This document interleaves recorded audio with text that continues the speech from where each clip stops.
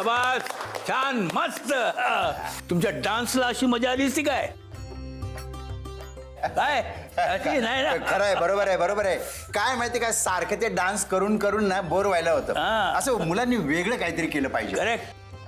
अहो पण मुलांना वेळ कुठे असतो आजकाल? देसाईबाई, वेळेची गरज नसते. वेगळे शिकण्यासाठी ना अशी इच्छा, दांडगी इच्छाशक्ती हवी, बस. करेक्ट. काय मुलांना पर्यंत काय पाहिजे, कसली आवड आहे समजून घ्या. प्रत्येक मुलाच्या अंगात काही ना काहीतरी कला असते, ती अशी दडपून टाकू नका. काय कुणाला तबला पेटी येते, कुणाला हस्तकला असते, चित्रकला असते, शिवणकाम, भरतकाम, सगळं बरेच कला असतात त्यांच्यामध्ये. त्या सगळ्या समजून घ्या. हो, पण माझगावकर इतकं सगळं शिकून काय मिळणार आहे शेवटी? शेवटी मुलं हवं तेच करतात, इंजिनिअरिंग किंवा मेडिकल. माझगावकर, तुमची नातवंड अजून काय वेगळं करतात? संयमीनी पण केलाच ना डान्स?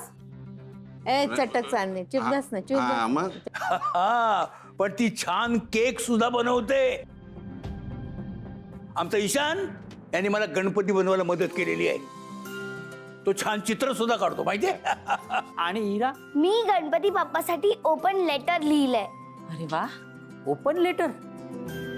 ए बेटा, चल तुझं लेटर लिहिलेलं वाचू दाखव. चल, खणखणीत आवाजात वाच एकदम.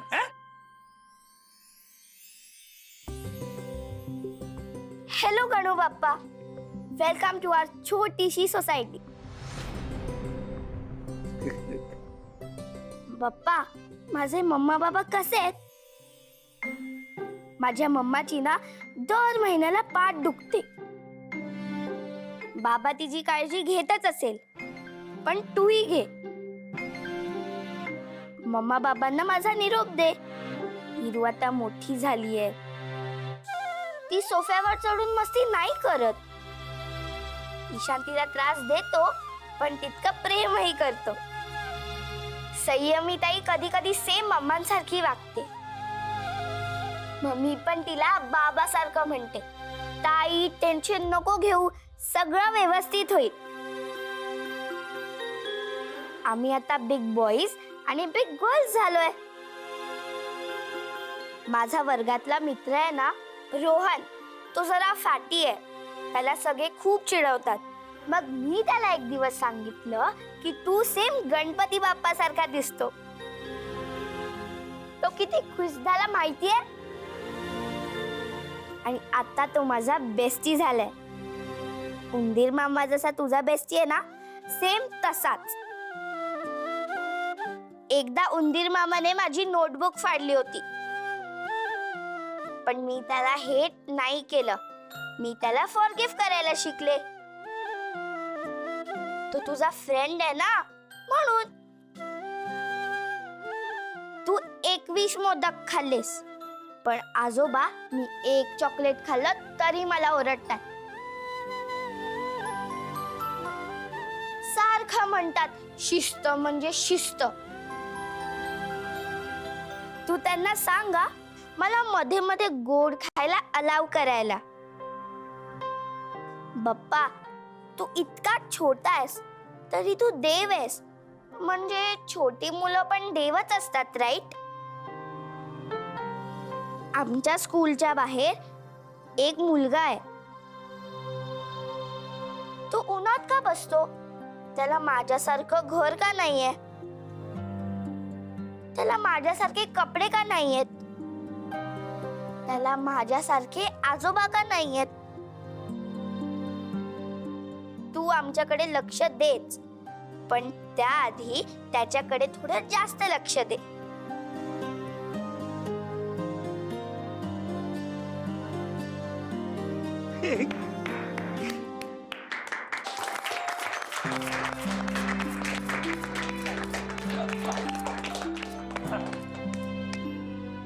पैसे? देसाई, देसाई लवकर इकडे या, इकडे या. काय काय काय झालं? अहो, इथे देवासमोर वाहिलेले पैसे नाही आहेत. सांगतो इथे पैसे नाही आहेत. अरे शोधा लवकर. एवढे पैसे गेले तरी कुठे असतील? बघू, पेटीत बघू. तिकडे बघा. देसाई जिकडे जा. ते डायऱ्या नाही हो, आता इथे पैसे होते आपण सांगतोय नाही आहेत म्हणून. शांततेने बघा, नीट बघा. काय शोधणार?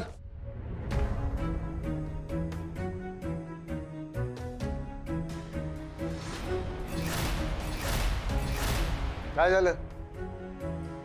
माझ्याकडे असे का बघताय सगळे? देसाई काय झालं?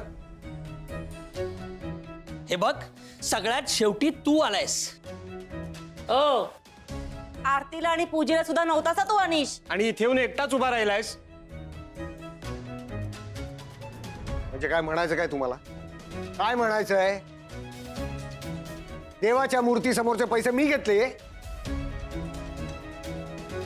अरे काय अक्कल बिक्कल आहे का नाही तुम्हाला? अरे घेऊ शकतो ना तू, घेऊ शकतो.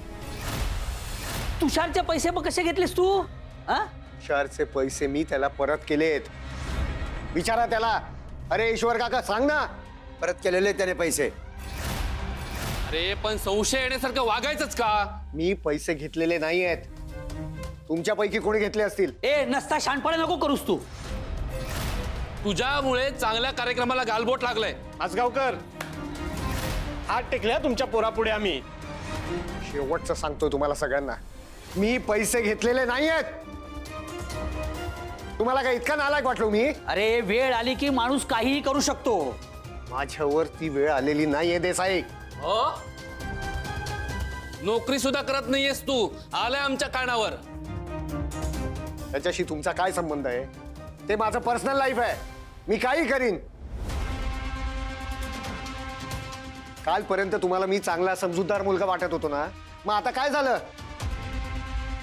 हे बघ, हे तू जर पैशाची अफरातफर करत नसतास ना, तर आजही तू मला चांगला मुलगाच वाटला असतास. चांगला तू चांगला. अरे 4 महिने लग्नाशिवाय त्या भैरवी सोबत एकत्र राहत होतास. उगाच काही बोलू नका. त्याचा इथे काय संबंध आहे? हे ते सगळं जाऊ दे. हे बघ, देवासमोरचे पैसे मी घेतलेले नाही आहेत.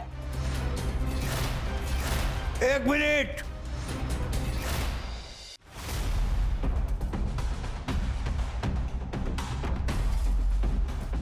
मूर्खासारखी चर्चा करण्याऐवजी सीसीटीव्ही फुटेज चेक करा,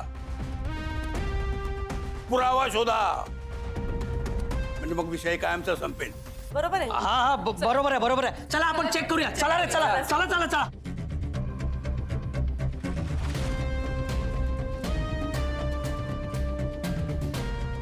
अनिश चल.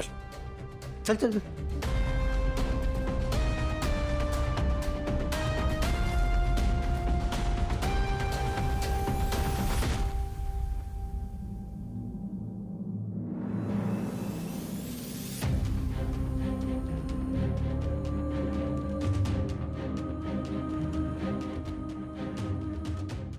कोण आहे ते? हा, नाव विसरलात? दिवेकर काका आहेत ना ते? बघितलं ना? दिवेकर काकांनी ते पैसे उचलून बाजूला ठेवलेत. हा सगळा घोळ त्यांनी घातलाय. आणि तोंड वर करून तुम्ही माझ्यावर आरोप करत होतात. बोलवा काकांना, बोलवा. कुठे आहेत ते? अरे बोलवा. सातपुते, त्या दिवेकर काकाने बोलवायचा. हो बोलावतो.